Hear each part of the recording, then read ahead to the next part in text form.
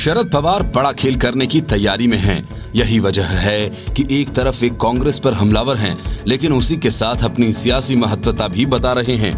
महाराष्ट्र में महाविकास आघाड़ी सरकार बनने की पूरी कहानी शरद पवार ने इसी वजह से बताई और ये भी कहा कि इस सरकार के गठन में कांग्रेस की कोई बड़ी भूमिका नहीं थी, जो किया वह सब उन्होंने ही किया। शरद पवार ने कहा कि महाराष्ट्र विधानसभा चुनाव से पहले शिवसेना और बीजेपी साथ थे। चुनाव के नतीजों के बाद उन्हें लगने लगा कि उनके साथ कुछ नाइंसाफी हुई है। हम उस समय तक शांत थे। जैसे जैसे दिन गुजर रहा था, सरकार बनाना मुश्किल हो गया था। शरद पवार ने कहा कि मैंने उद्धव ठाकरे को बचपन से देखा है। उद्धव ठाकरे अपने पिता बाला साहब ठाकरे की बताई राह पर चल रहे थे। जब शिवसेना और बीजेपी के बीच दूरियां बढ़ी, तब हमारी पार्टी के कई लोगों को ऐसा लगने लगा कि हम शिवसेना के साथ बातचीत कर सकते हैं। हम लोगों ने इस पर चर्चा की और संजय राउत भी उस वक्त पहुंचे।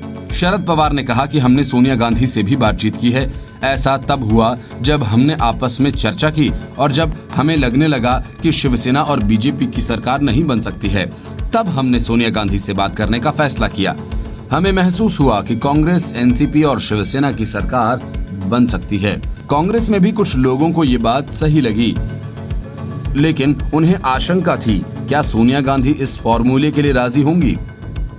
हालांकि सोनिया गांधी को प्रस्ताव देने से पहले इसके बाद मैंने सोनिया गांधी से बात की थी और कहा था कि यह देखने की जरूरत है कि भाजपा सत्ता में न आए।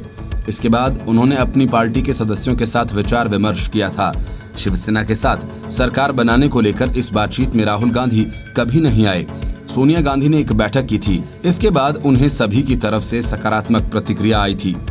इसके बाद उन्होंने सरकार बनाने को हरी झंडी दे दी।